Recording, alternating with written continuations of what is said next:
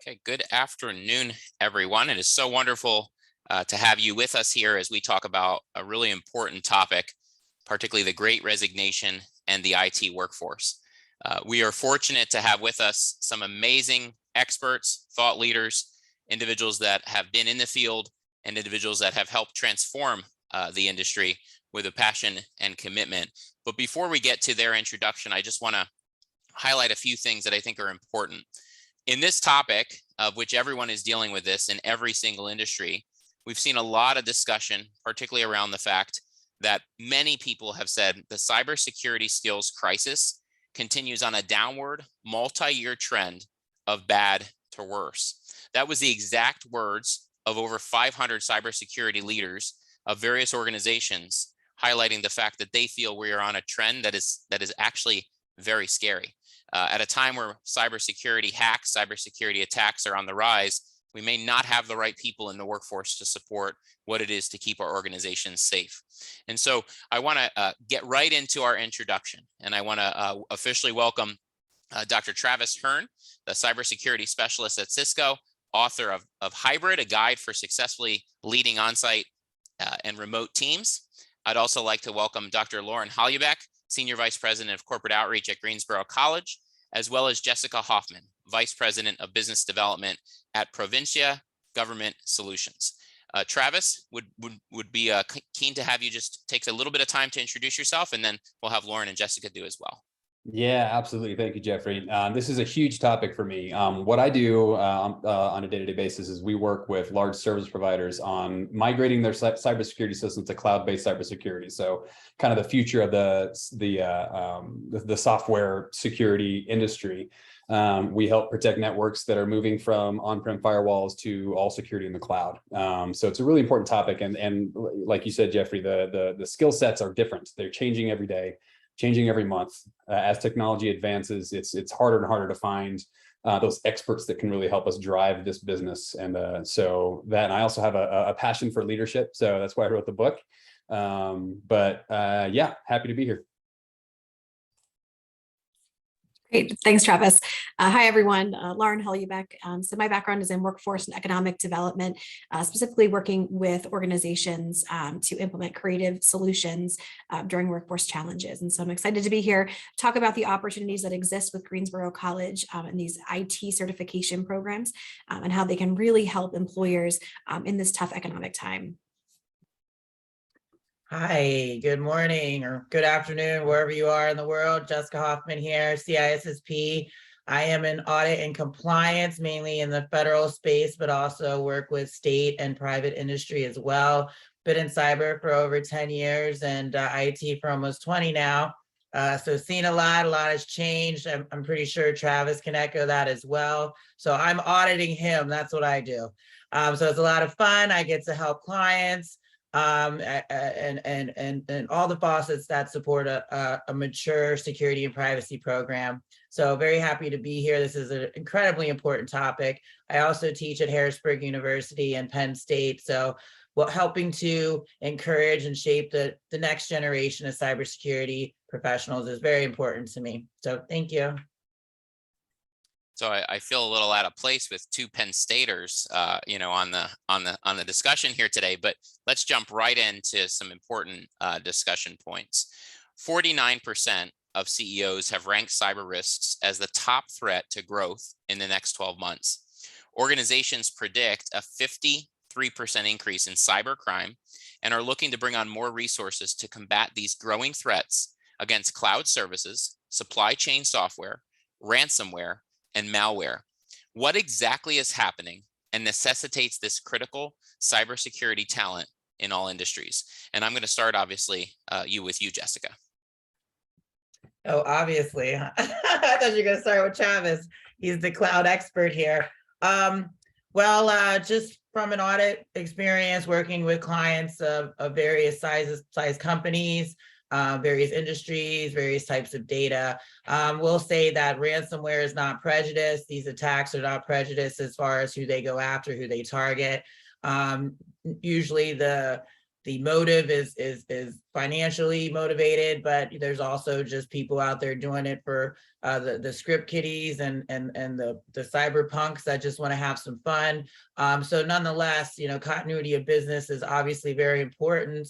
Having that revenue continue to trickle in so you can, the small businesses especially, can continue on, as well as pay their employees and so forth. So incidents such as ransomware is devastating, has been devastating to many businesses, especially those small ones.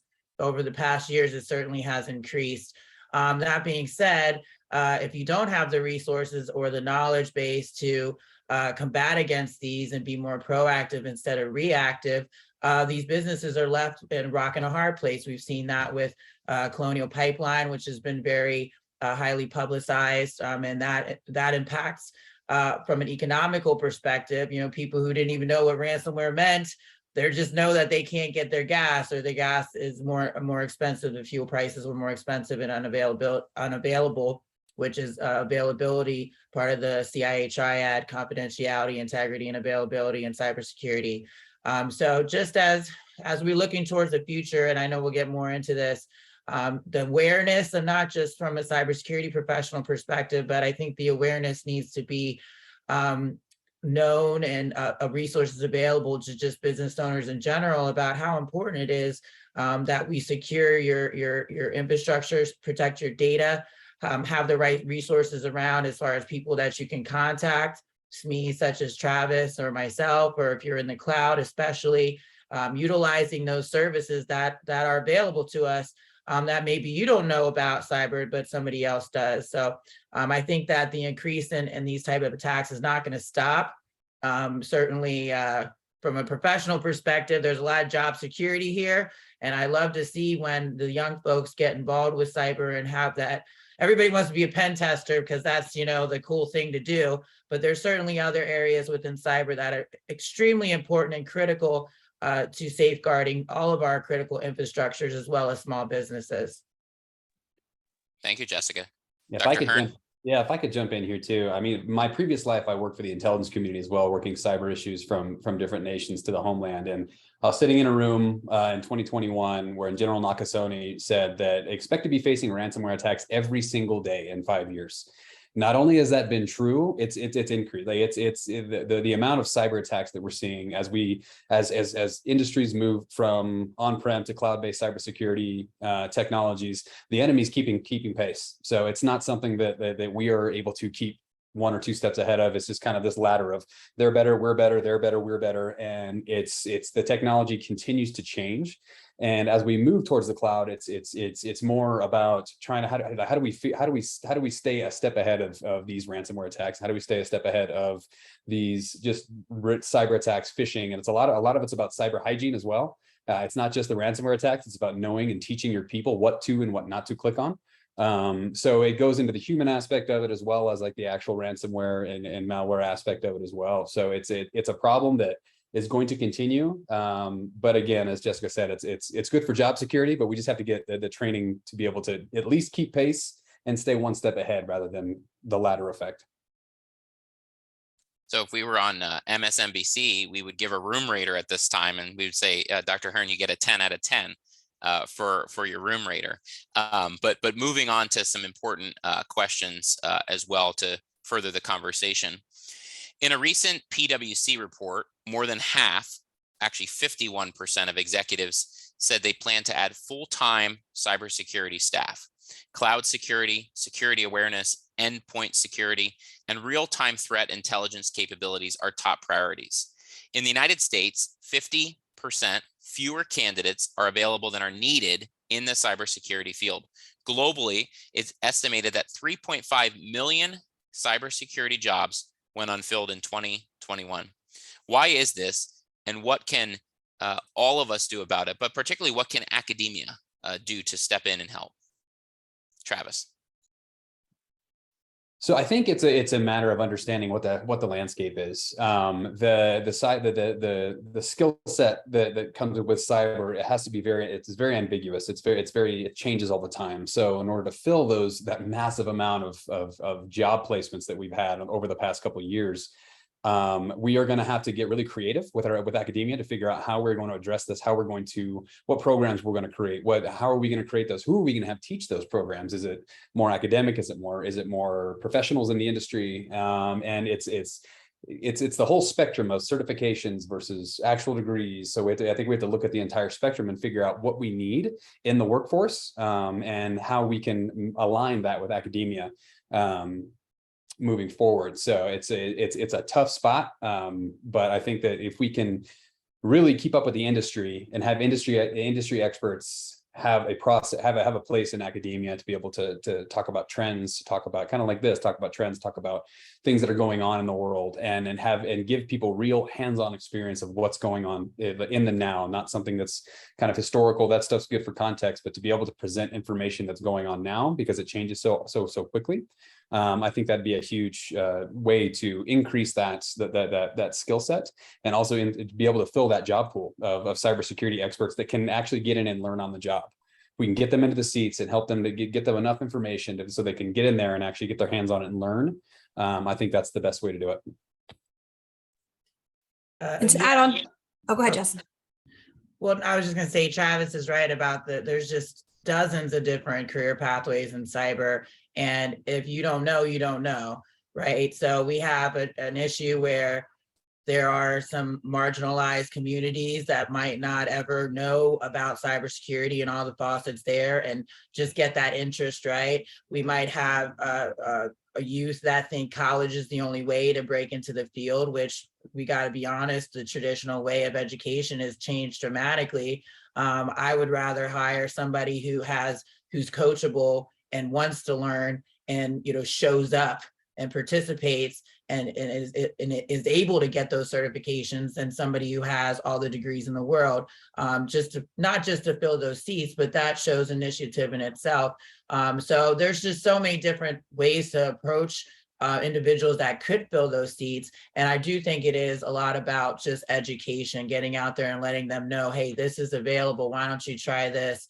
These opportunities. And so I really love seeing all the groups on LinkedIn. So whoever's not on LinkedIn, I always encourage them because there's just so many nonprofits available and even just membership type of groups that will support you in studying for certifications, have mentorship programs, have webinars such as this to further explain different positions and areas of interest.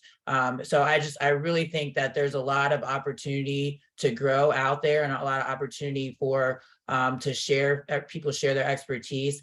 But maybe it's not always obvious. So to that point, we need outreach. So I would challenge any cybersecurity professional to teach one semester or do a mentorship at least one time, one cohort, just to share their knowledge. And if we all did that, man, we would really reach a lot of people.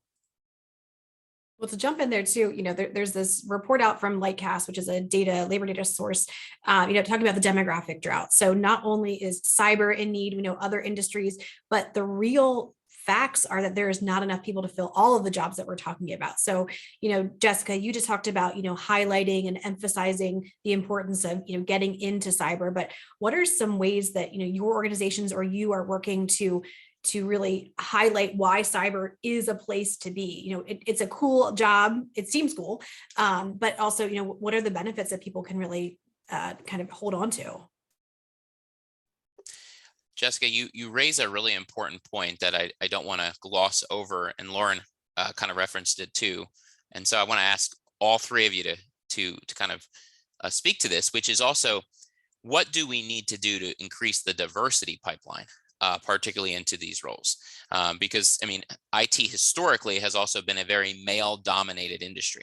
Now that is changing, but probably not at the way that it should. And then particularly when you look beyond, just gender, we know there's significant challenges in really increasing that diversity pipeline, decreasing that diversity pathway, giving people that hope and desire that they can also be successful. And I want to just give each of you an opportunity to talk about why that's so important. I'll jump in first. I wrote about this in my book. In order to have the best information out there, a diverse team is not only necessary, but it's required. And to be able to get all the information out there and be able to come up with different ideas, to be able to like I said, to be able to stay one step ahead of our adversary who's hacking us every day, we need a diverse team. We can't just have the same like-minded people in the room talking about how we're going to do this. Otherwise, the groupthink takes over and we're going to have the same ideas coming out. And like Jessica said earlier, I think it's really about vocalizing the importance of the cybersecurity industry, and not only vocalizing what the threat is, but vocalizing what the opportunity is. A survey came out from McKinsey a couple of weeks ago saying that the addressable market for cybersecurity would be $1.5 to $2 trillion over the next year or two.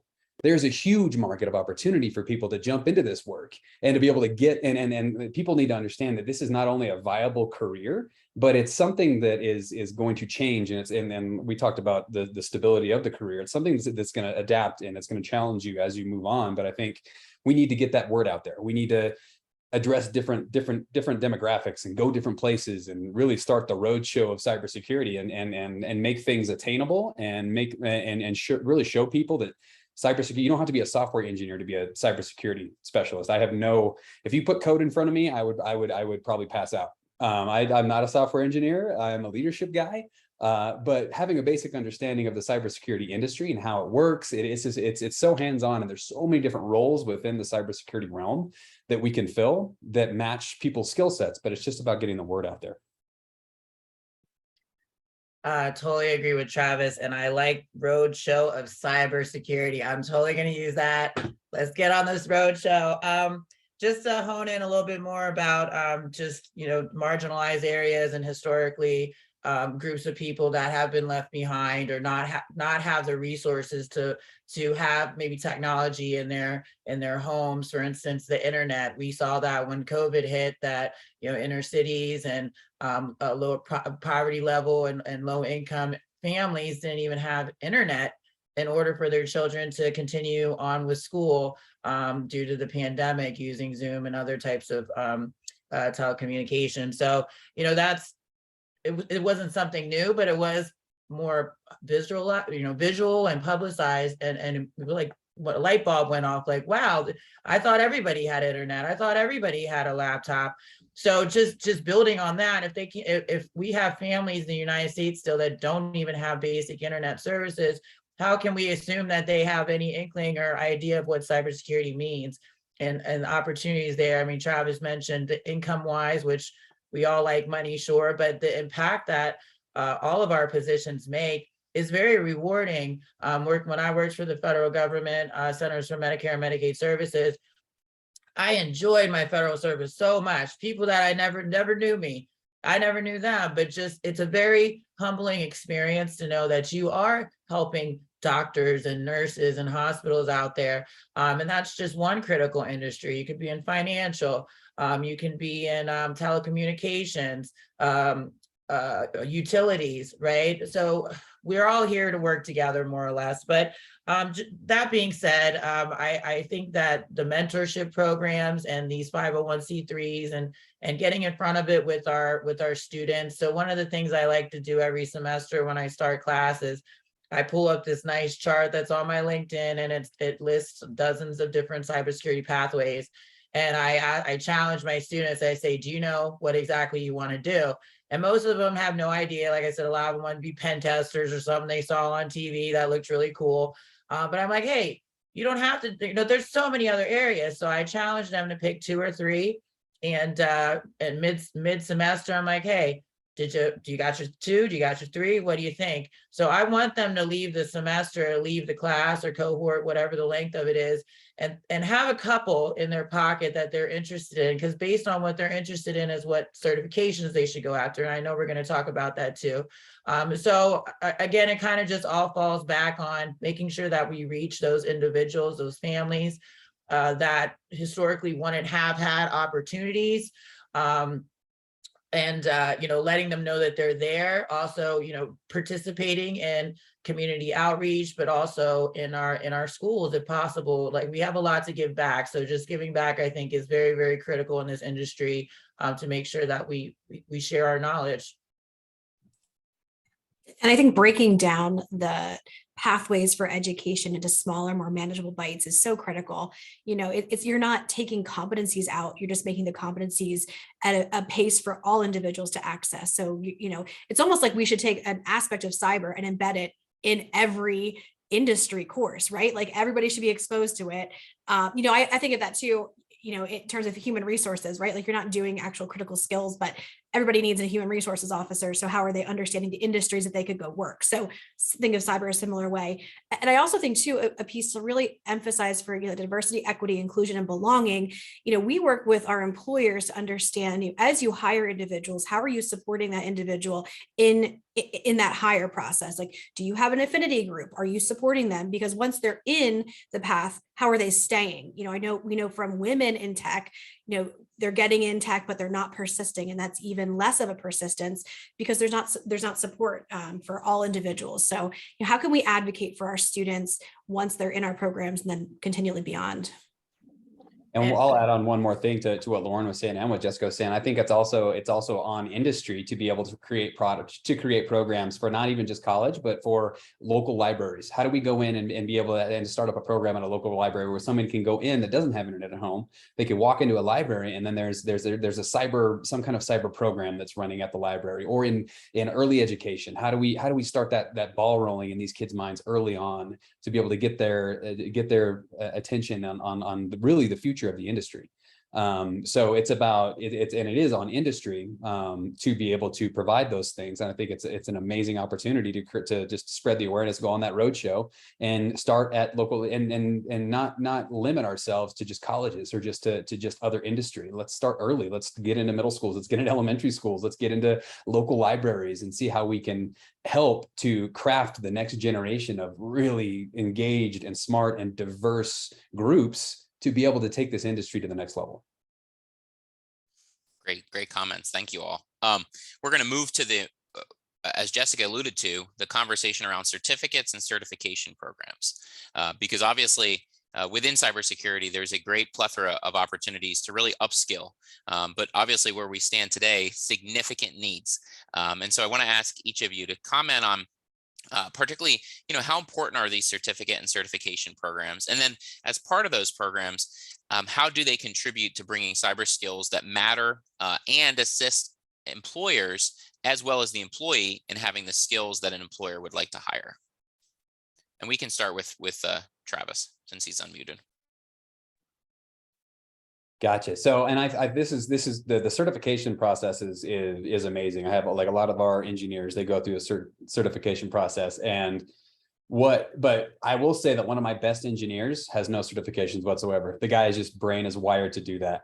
He's like the guy can rip apart a computer, put it back together, and code it back together. But having the certification process, I think again, industry needs to be able to have a lot more input into what these certifications go into, what the what the curriculum should look like, and not, we're not going to, tell people what to do, but at least have some input into what those look like and how we want people to walk through, like for instance, cloud advancement, how much information is out there for these certifications on the future of cloud advancement towards security. So I think industry having a little bit of input into those, and I think they do. This is me not really knowing the whole process, but I'd love to just talk to people about, hey, what does the certification process look like for advanced malware protection or for ransomware, which is one of the largest threats? What are we doing there? So to really hone in and be able to give people the tools they need to be able to, like we've said, like Jessica said and Lauren said, we jump into the job and learn from there. What are the baseline certifications and tools that we need to give people so they can hit the ground running as soon as they jump into that job and they can learn? And we also in industry need to create a pipeline of teachers, really a learning pipeline of, as things progress, as threats progress, as different technology comes out, the people that have their hands on it and have had their hands on it, when people come in, there needs to be a mentorship program once we get into industry and things like that. So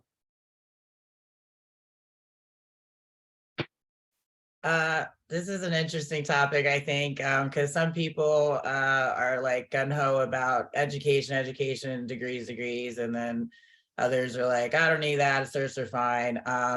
And I don't know if this is a right or wrong answer, but I do think there's a lot of credibility in certifications. Although, as Travis mentioned, he has an employee who doesn't have any, but that does not diminish or limit his skill set.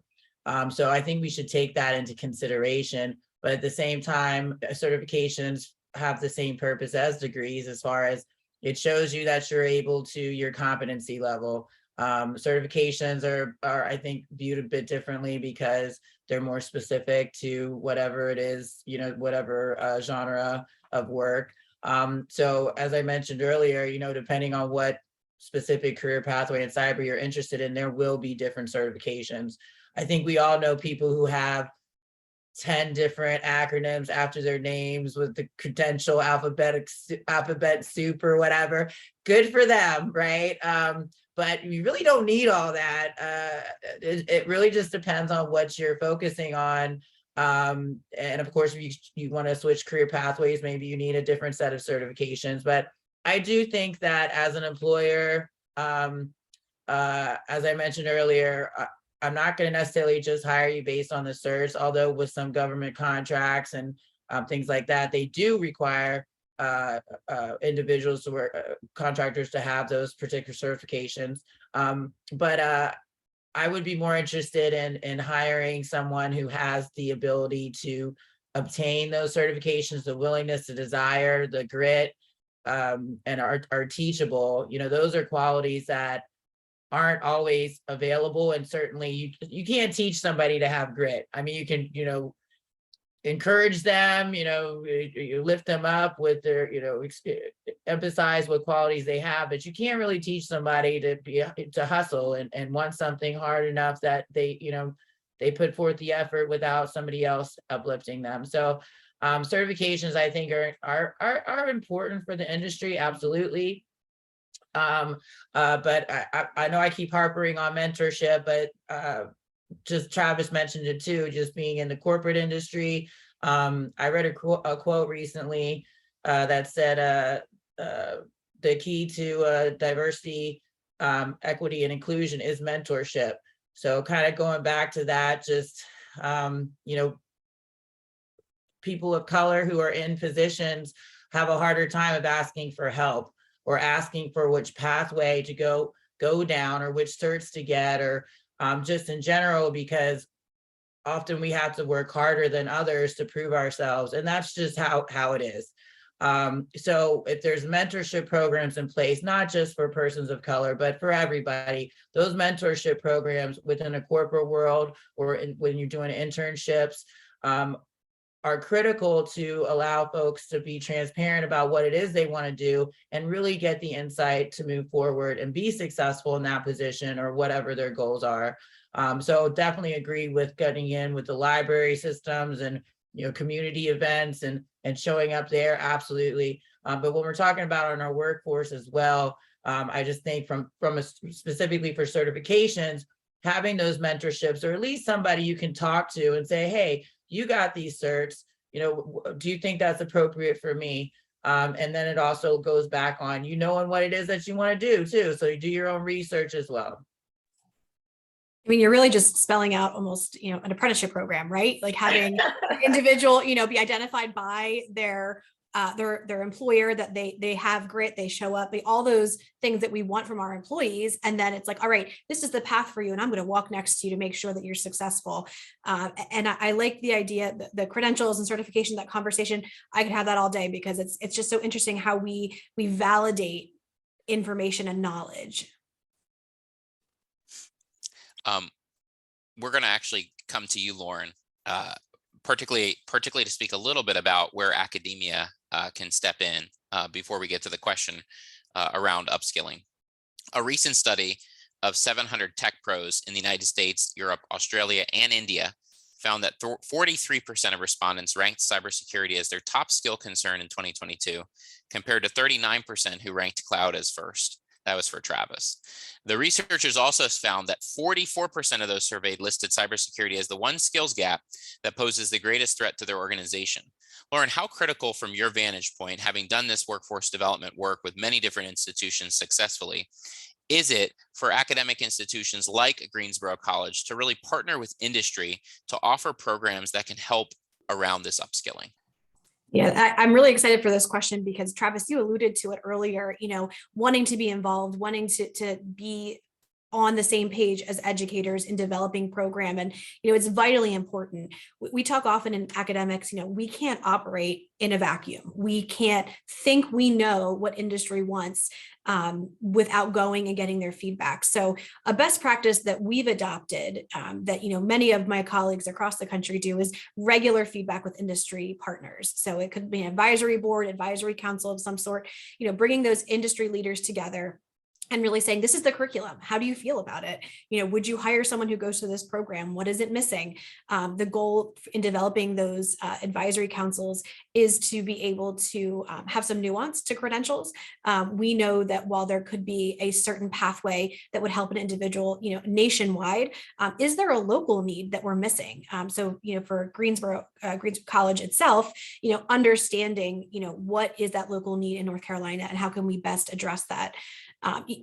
Bringing these industry leaders together twice a year, engaging with them, and then having a consistent feedback loop with them. That also leads to, Jessica's point about having internships, consistent employer feedback, consistent employer conversations with students to develop mentorships. All of those ways are so critical for a success of a program. Great, thank you. We are going to move to more of a direct question, but really for you, Travis and Jessica, just to talk a little bit about, can you share examples where you've seen employers intentionally invest in their employees to particularly upskill their cybersecurity team? And what did that exactly look like? Yeah, I can jump in.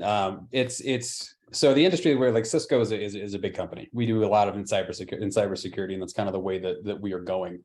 What we've been able to do is actually pay for some of those certifications that we're talking about. So when we talk about the certifications and we talk about diversity, some of those certifications are expensive and they can be out of reach for some people. So what I think is important is for industry to be able to, once we get those rock star employees, once we get those employees in there, is to be able to coach them through those certificates, be able to walk them through, to be able to actually, fund those, if we can fund those certificates for our people. Because that's just going to make that shows the employee that, hey, this company cares about me. This is something that's important to them. I'm important to enough to this company where they're going to invest in me. And two, it gives that company rock stars that are certified and know the industry.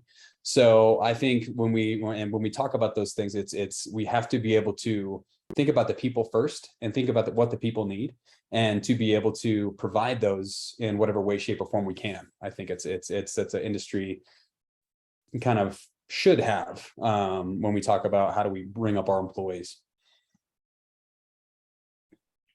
Jessica? Certainly. Sorry if you hear some airplanes. I'm actually on the Marine Corps base right now. So yeah, I see Travis in North Carolina, I live in Pennsylvania, but I'm here. So what's up, North Carolina? Everything Travis said, I would just echo that. I was actually just at a conference in DC, military conference, and the joke was they hire any cyber professional with a poly and a pulse. So I know that's probably a different conversation, but if you're looking to get into the government where you need clearances, top secret, those type of clearances are difficult to get. And so we're talking about general cyber positions, but now with that in mind, we're talking about national security type of positions, which are even harder to fill. So your pool is just slowly getting slimmer and slimmer, right? But the conversation was interesting because, this is certainly a serious dilemma for our federal government or national security, but just keeping it broader, if we don't have those cybersecurity professionals that can be hired, that we can't, that already have the creds or even, have the degree or just the desire, I've seen a lot of companies look within. So they'll look at who or discuss amongst leadership, who do we feel has that grit, like we talked about, who has shown some interest in cyber on their own, or who's just excelled in their position that we think we could approach and might be interested in cyber. So instead of always having the opportunity or the availability from a hiring pool to look outside, I've seen a lot of companies go within their IT or just within, like I said, anybody who they feel would be appropriate or could rise to the occasion, more or less. And then, as Travis said, gauge their interest, get them in line for the certifications, proper training budgets, proper coaching or mentorship opportunities. So I see that happen a lot. And again, it makes you feel that your company is investing in you. People are happy. We all want to feel appreciated. So it just that type of investment, employees, furthers the longevity, of course. And with cyber, in IT in general, we do see people move around a lot. I think maybe every 6 months to a year, a lot of people are jumping ship. And, I'm not saying anything's wrong with that. But at the same time, to be most effective within your organization, it does take time to understand how your organization works, how each department communicates, especially with cybersecurity. So Lauren, you mentioned about incorporating cyber in all aspects of an organization, all departments, all organizations within, or teams and groups within. And that's exactly me being an auditor. Human resource, they have a part in cybersecurity. They're responsible for vetting individuals, right? Making sure that we're hiring credible people that we can trust, because there's always a risk there, being that humans are the weakest link. But at least we're doing our proper background checks and those type of procedures to make sure that if we're sharing this confidential proprietary corporate information, that it's being safeguarded appropriately. So totally agree that every single part of the organizational structure has a role in cybersecurity. And if we keep having turnover or vacant positions within our organization, we have a higher risk of being compromised as a whole, just because we don't have that institutional knowledge. So I definitely think that, promoting within and providing that training budget and all these extra programs that we've been talking about will greatly increase the opportunity that people will stay with us, that retention, which will ultimately support a solid, mature cybersecurity program. And I want to add on to one more thing when we talk about even before the Great Resignation, the tech industry, people were already bouncing around relatively quickly. So even before we had this Great Resignation that we're talking about today, the tech industry is very fluid. You would promote out, you would promote back in. It was a boomer. We call it like the boomerang effect. You would go to another company, then you would come back. So I think but the GS world, the government world, was a little bit different. I was in that for a while. They called it the golden handcuffs, and people stayed around a little bit longer when you have clearances involved and other things that are keeping you there. But I think as industry leaders, if we want to be able to keep our people, we need to figure out how like I said before, what our employees need, so we can decrease that rate of people just bouncing around from tech company to tech company to tech company.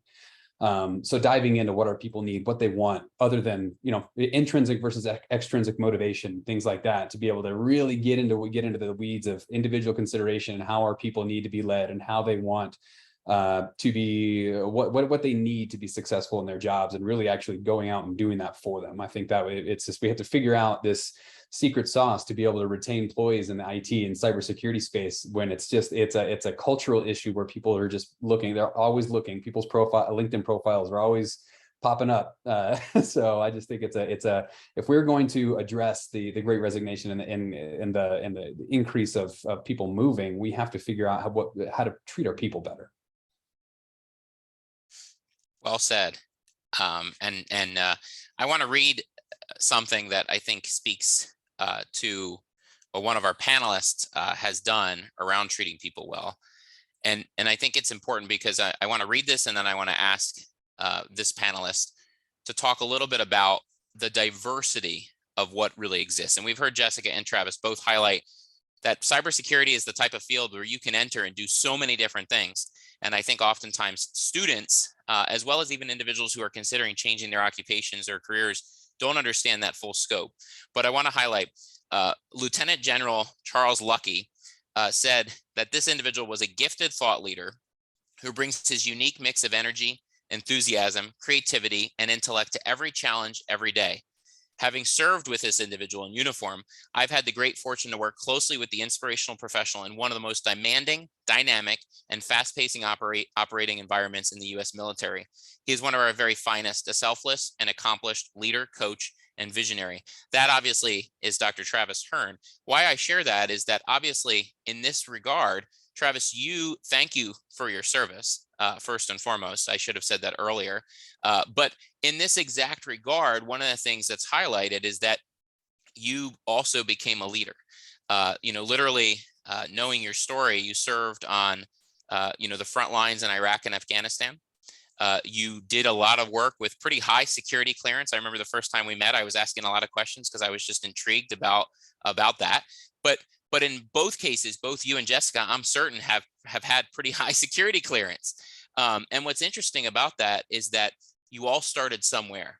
And so when you think of individuals who may come out of, as we talked about, K through 12, could be thinking about changing careers, what advice would you give to them that would help them understand that not only is this a wonderful place to take up a career, but the impact that I've heard both of you highlight? Jessica highlighted work at CMS. I mean, think about the lives that have been impacted through her work. You've highlighted your work, obviously, in the military, not enough today because we've also been talking about it in general, but the impact, the lives that you saved on the front lines, but also the lives that have been saved through your work, in counterterrorism, et cetera. I want to ask both of you to highlight, what advice would you give to individuals? Well, first, I think General Lucky cashed that check, so I'm glad he got his due. So no, General Lucky, he is a man that I admire and like one of the best leaders I've ever worked for.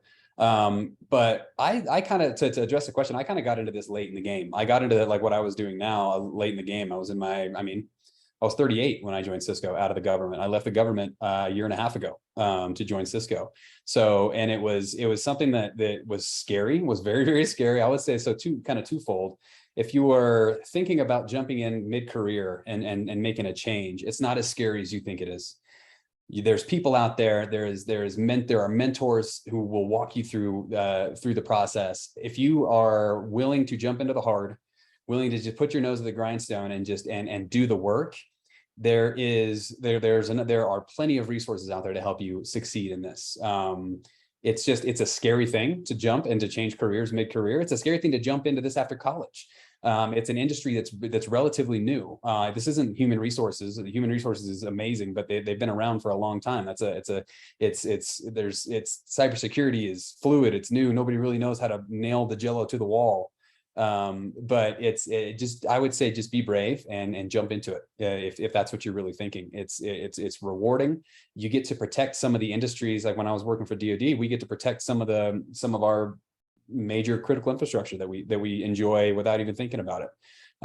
For me, I get to now with Cisco, I get to help protect people's personal data, people's PII, their personal identifiable information. I get to hopefully have some kind of play in a hacker not stealing credit card information and ruining someone's life.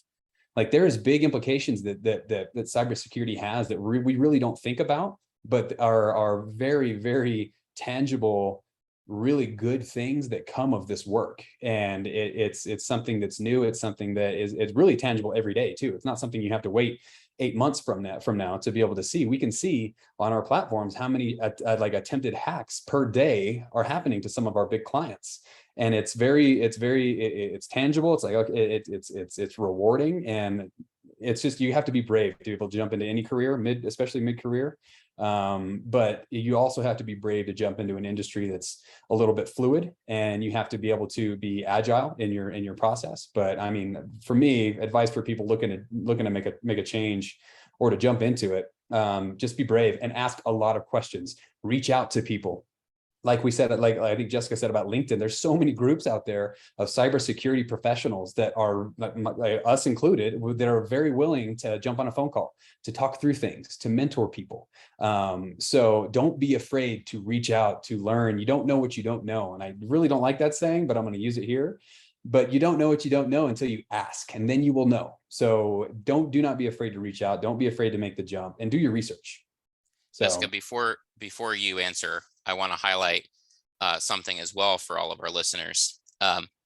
in your career, you had specifically led the federally facilitated marketplace security efforts for the first 3 consecutive open enrollment periods, and as the project manager at the inception of the Affordable Care Act. So when we think about your impact, there are millions of Americans that to this day are impacted because of what you did. The very sheer fact of the work that you did.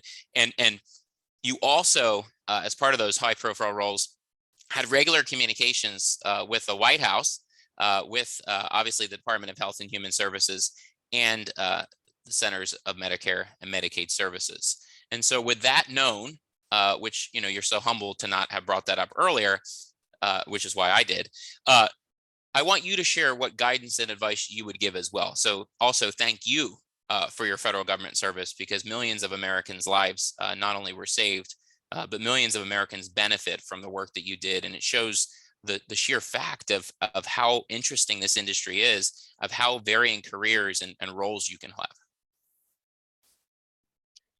You're too kind, Geoffrey. I was just going to work every day, but it just so happened that it was pretty important work. And I'm a fan of public service. There's, you know, the civilian and you know, military, of course, but working for the federal government, CMS was very important to me. And even though I'm a contractor now and doing professional services, I still work with CMS. I work with DHHS. I do audit and compliance for multiple government agencies, and also state governments and local government. So just for me personally, working with you know, the public industry has just been very rewarding.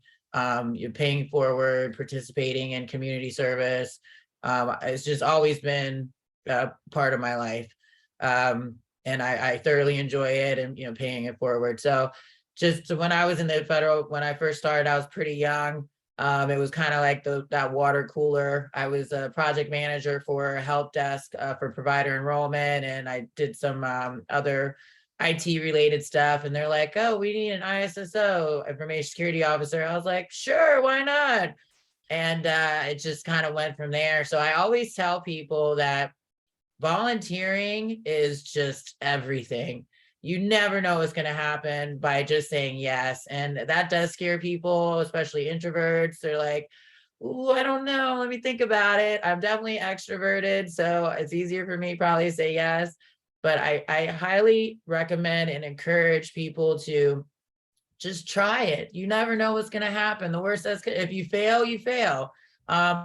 Big newsflash, people really aren't that interested in you. You know, just keep it going. And you never know what's going to happen. So by volunteering at CMS opened so many doorways for me. And leading the security controls assessment program at CMS, I was able to assist with the marketplace rollout, which was very, very complex, intense, stressful, all of those things. But I can say that was one of my highlights in my career so far, just being able to be a part of that. But I learned so much about politics, all that good stuff, being in that position. But I would never have gotten there if I didn't put myself out, if I didn't ask questions, if I didn't make it known that you know, I was a hard worker. I am a hard worker. I want to learn more. I want to be challenged. And I mean, that's true to this day. So just even last week, I was at a conference, Blacks in Technology and Disney. I volunteered to go, and just because I wanted to get in for free, and they ended up paying for everything. So I was like, great, fantastic. I met so many contacts, so many great professionals. I mean, my advice would be to put yourself out there. And like Travis said, ask questions. Don't doubt yourself. Everybody isn't looking at you. And I think we sometimes think that everybody's looking at us. And to break into cyber, as Travis said as well, you know, any career would be, any career is challenging to when you're switching. A lot of the times I hear people ask me, "Well, what do you need to be in cyber? Like, how can I get into the industry? Don't I need all these certifications?" And that is really scary for people, the certification requirements. So I just say, step back a second, like, what exactly is it that you want to do? And there are certainly a lot of free or inexpensive trainings available out there that you can take on your own, get together, LinkedIn groups. I think cybersecurity professionals might be the friendliest group of people I've ever met. We are excited to share everything with you. So you literally could inbox me and say, hey, Jess, what do you think about this? Or can I get 10, 15, 20 minutes of your time? And I'd be like, sure, you know. So I have never met a cybersecurity professional that is not willing to help you or give you resources. So just on that note, leverage your community. You know, you got to put in the time and the work as well. Don't be scared, because there are so many opportunities that don't need a certification, right? So just I'd say do your research, don't doubt yourself, and just jump in and have fun. Jessica, I think that the cybersecurity person, like people, we are the most extroverted introverts or the most introverted extroverts I've ever met. We will be the happiest people over a screen. Sometimes it's a little wonky, but you know. That's funny. Well, I'm sure that's true, except when the hack happens, right? You know I've shared with Travis that I vividly can remember back in 2014, 2015, being at our health system employee picnic and actually talking with our CIO and our CEO at the time while our youngest was running around. So it had to be 2015. And literally our CIO turns to the CEO and says, I think we're under attack. And the CEO looks at me and goes, well, I think the two of you are heading back to the hospital. Because I was in charge of all communications. And so immediately in a hospital, you've got to go to downtime. And so here we were all running back, to our cars to get to the healthcare system. And ultimately, we found that we actually weren't hacked. It was one of those weird situations where there was some power issues that appeared to them that there was a hack, but it was actually something else that occurred within the system. But we went to full downtime. And obviously we know there have been many healthcare systems over the last few months that have had significant ransomware that has obviously impacted not just their systems, but also actually their patients. And so really, really challenging times. And so I appreciate both of you sharing that guidance and advice. I want to ask Lauren, particularly for employers in the North Carolina region within the state, where could they learn more should they have an interest, particularly in the cybersecurity program that Greensboro College offers? Absolutely. So we did drop in the chat here, and we'll follow up also, but we do have a Center for Workforce and Innovation from the college. And so we're really excited to work with employers with the certification opportunities that we have. And the way that we have these programs set up, they're really malleable, so to speak. So an individual who wants to come in and take the entire program, less than 9 months, their modules, self-paced online courses. So really set up for the individual to progress in that manner. They're also really helpful for someone who's already employed in the workforce, wants to take a track here or there towards upskilling. Part of those tracks are aligned with certifications, but some of the tracks aren't. So we're just gathering those skills like we talked about earlier that you can put on your actual resume. Database management, packet analysis, vulnerability testing, Python. So we're using these credentials that are the skills that are associated with the credentials and opportunities to allow individuals for some upward mobility within their occupation. So again, you can access the website. You can access any of us after this. We'll leave our information out there, but we're just happy to talk about the opportunities. Great. Thank you, Lauren. I want to, the last question that I'll pose to all of you, and feel free to chime in, is really when we think about our careers, if there was one thing you wish when you entered, what would that be?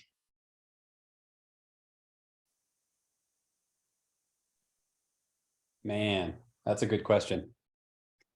One thing that I wish I had when I entered was, I think that mentorship, like being able to jump in and be mentored right off the bat, outside of just regular professional onboarding and different things that you go through, but like really hands-on, like this is what real life looks like. This is like you can learn these things from modules, you can learn these things, and they're all fantastic. The certifications are all extremely important, and to be able to do that, but somebody to walk me through like, okay, this is what, when you're dealing with a CIO or COO and they start yelling at you, what that they're hacked, and then so a little bit more just like a mentoring process when I jumped in would have been great. But yeah, that was it.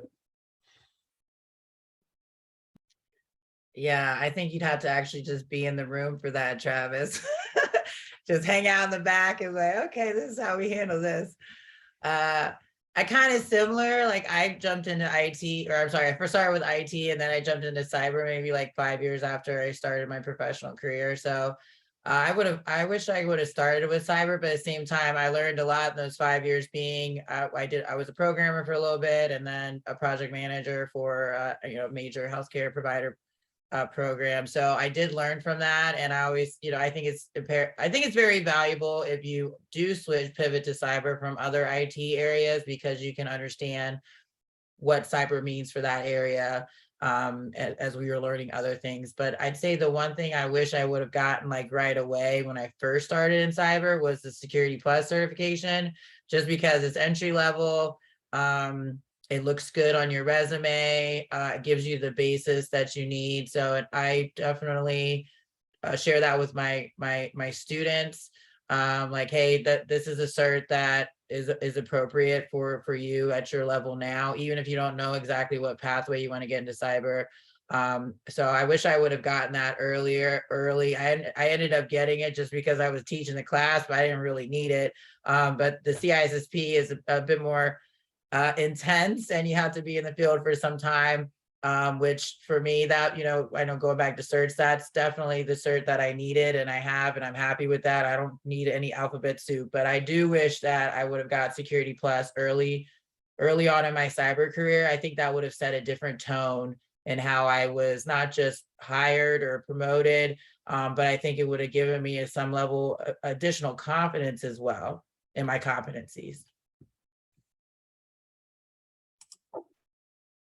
So I think, when you walk into a room, into a meeting, and there's the table and like the side chairs behind it, I wish I knew at the beginning of my career, like, sit at the table. You are at the table. You're here for a reason. You don't have to speak all the time. When you speak, your words have value and meaning, but you don't have to sit in the back. You are invited for a reason. And, I think of students and individuals coming into cyber new. We talked about, being uncertain and unaware of where to go, leaning into those mentors, and once you have those skills and abilities, like you got it for a reason, so you can take that, you can add value to your organization, and really help further your industry. Lauren, you just gave me the title for my next book, Sit at the Table. Let me know, Travis. We'll co-write that one together. Let's do it. I'm good with that. Perfect. Well, I want to obviously thank each of you for those very insightful comments, guidance, and advice that I think is incredibly important, because as I think we've heard today, we've heard incredible thoughts that when you enter this industry, really the opportunities are endless. You have an opportunity to be a leader. You have an opportunity to help protect our homeland. You have an opportunity to protect our nation abroad. But at the same time, you have an opportunity to impact millions of people through the power of technology and actually have them receive healthcare. And so frankly, with this discussion, I think individuals have had a wonderful moment to really hear about what opportunities do exist within cybersecurity. And so I want to make sure we collectively thank each and every one of our panelists, acknowledge your hard work. We should also acknowledge that Dr. Lauren Holubec is a 40 under 40 award winner in Central Pennsylvania. So that transcends down to North Carolina too. It goes across state boundaries. And so congratulations, Lauren, on that honor. And again, thank you to each of you for sharing your time, your perspectives, and certainly your thought leadership with us. As Lauren indicated, individuals can very easily go to innovation.greensboro.edu to actually find out more about the current programs that are offered by Greensboro College. And certainly we'll continue this important conversation as we continue our work to upskill, not just in North Carolina, but across the nation. So thank you all very much. Thank you. Yeah, I appreciate it. This was fun. Yeah, it was. Thanks, everyone.